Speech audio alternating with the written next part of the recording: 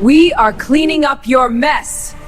Welcome back, everyone. Now that the war between the land and the sea is back in the spotlight, viewers can finally find out what might actually happen in episodes 3 and 4 after the two-part premiere of the war between the land and the sea on BBC One a couple days ago.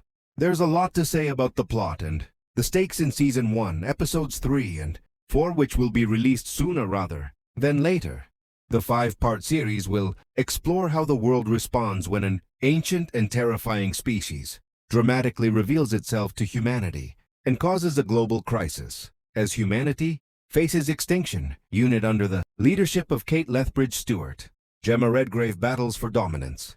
Barclay terribly descends into the HomoAqua world. Back on the ground, Kate is by herself while Downing Street and the army plot to alter the direction of the conflict. In general, what we have here serves as a reminder that this series will have many political undertones in addition to science fiction, and you will have the opportunity to watch this story arrive in 7 days. Although we acknowledge that this is a series set in a familiar setting, you will also witness something unique and thrilling. The overall fascination is increased by the mix of all these elements, a conflict between the water and the land.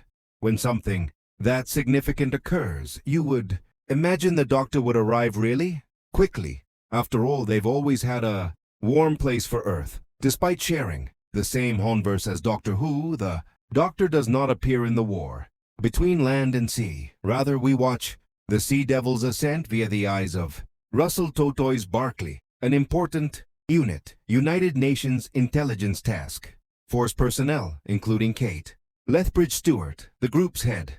Because of this, the war between land and sea contains all the elements of a Doctor Who episode without the Time Lord himself, and the show benefits greatly from it. Do you recall Brink?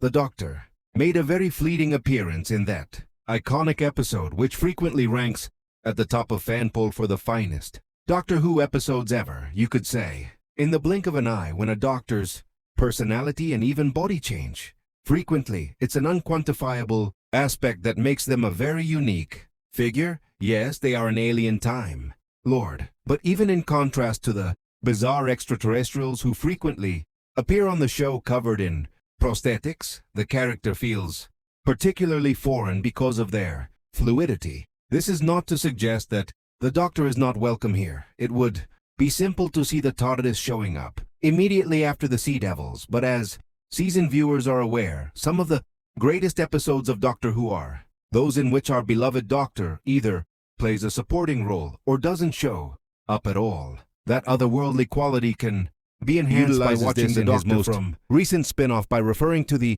Doctor as a mythic figure from a distance rather than including them physically, because, let's be honest, that's how the outside world would truly view them. In the first episode of the war between the land and the sea, Barclay describes his one-time encounter with the Doctor to another unit agent, saying, "Last year in the tower, he said, 'Hello,' and then off he went." In response to a question about their characteristics, Barclay said, "You know he's vibrant," even though it was only a brief moment. I think about it every single second of every day. In the overall context of the program, this exchange is likewise a tiny little moment, yet it highlights the elusive aspect that makes the Doctor so unique. Furthermore, even though we have only recently entered this area of the Whoniverse, the inclusion of this further strengthens it. In the second episode, Kate expresses a similar sentiment when she states, "It's like working with a doctor," in response to Barclay deviating from the plan during negotiations. It's a much smaller moment, but once more it hints at something bigger at work without using the Doctor's cheesy, blatant presence. By doing this, the war between the land and the sea makes room to give unit members a much-needed limelight. All of it would have been diminished if the Doctor had been included, lowering both their significance and the stakes. Davies recently told a television reporter, "Taking the Doctor out is one of the most intriguing activities you can do with Doctor Who. We are witnessing how the human race manages in this world without the Doctor. Monsters, romance, chases, and gunfights are all present.